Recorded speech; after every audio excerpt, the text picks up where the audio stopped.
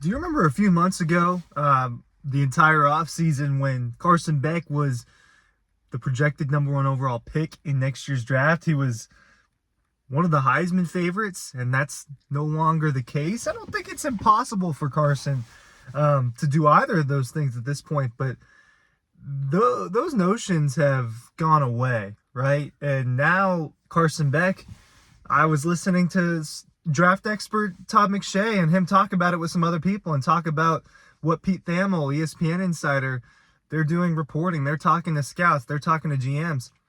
Carson Beck is not viewed as that number one overall pick anymore. He's not. He might not even be a first round pick right now. There's still time to improve, right? There's a potential playoff run. There's more big games. But Carson Beck had a huge game last week. And one of the things that I talked about when discussing in the offseason Carson Beck's Heisman chances, obviously that was a big topic, and we talked about it. I don't think, and I could go back and look, I don't think I ever really predicted for him to do it. It's hard for me to see a Georgia quarterback and a Georgia player in general win the Heisman. You saw how close Stetson Bennett got and how far he also was at the same time. But you definitely thought that number one pick was in play, just because you're assuming, hey, Carson Beck was pretty good last year. I think he could take a step forward. He's got the tools, right? And that's completely changed.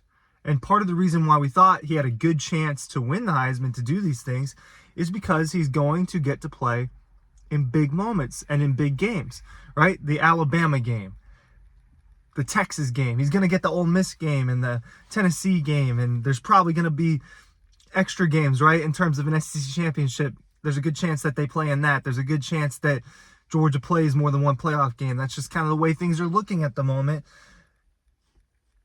And so far, Carson Beck has kind of faltered in those big tests. And that's what I was listening to Todd McShay talk about, was when a lot of these scouts and GMs and people, NFL personnel are looking and evaluating players, one of the first things that they go to look to is, how did you grade in a big test, right? How did you grade in a big game?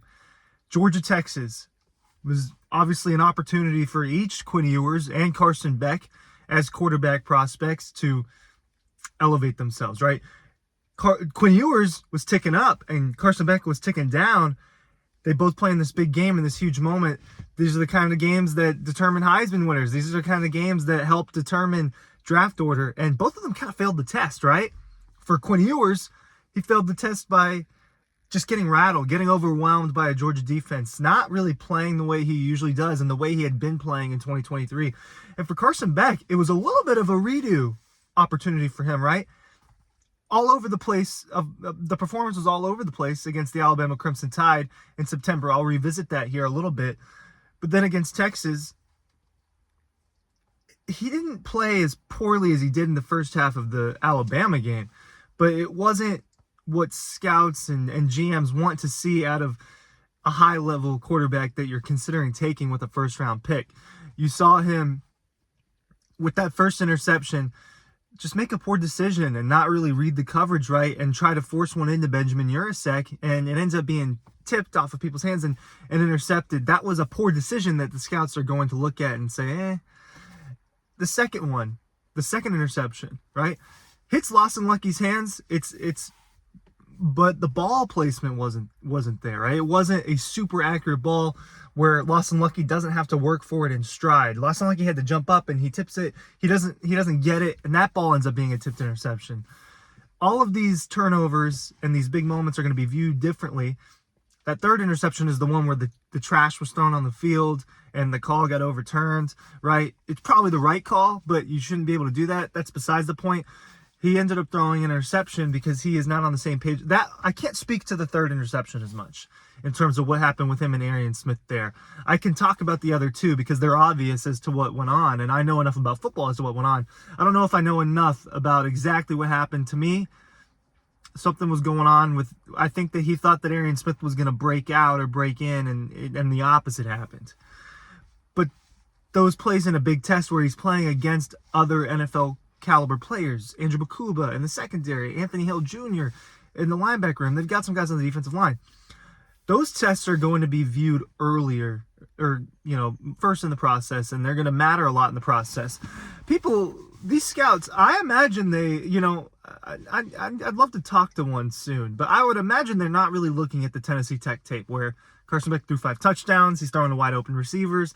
I just don't know that they're going to sit there and care about that. So to my point, in terms of an NFL stock and everything, it was a bad grade of a game for Carson. It was not without strong moments, right? Strong moments moving around within the pocket, strong decision making. With certain routes, he's right on the money, and he hit those in clutch moments in the game. So there are positives you can take away from Carson Beck's performance, but again, this particular season, he hasn't lived up to that hype and billing, which I think that I was transparent with you guys in the offseason saying it was too much. It was too much to put on him. You got to let it bake a little bit more. So Texas was another test that he didn't do that well in. Alabama, we'll go back to that. Let's visit that a little bit. The turnovers were rough in the first half, and they're not going to be ignored when the tape is reviewed. And that time comes next year, in a few months. How far are we from the draft at this point? Like 7 months, something like that? That's not going to be ignored. Him being on the same page with the receiver, the Arian Smith one in the Alabama game where it was supposed to be a screen pass, I don't know how scouts are going to view that one. They're definitely going to view the second interception where he threw right to the Alabama guy, and they're not going to like that. They're not going to like how he fumbled the ball and took that sack when you had a chance to win the game. I don't know how bad they're going to view the safety, the intentional grounding. I don't think that that's something that's going to...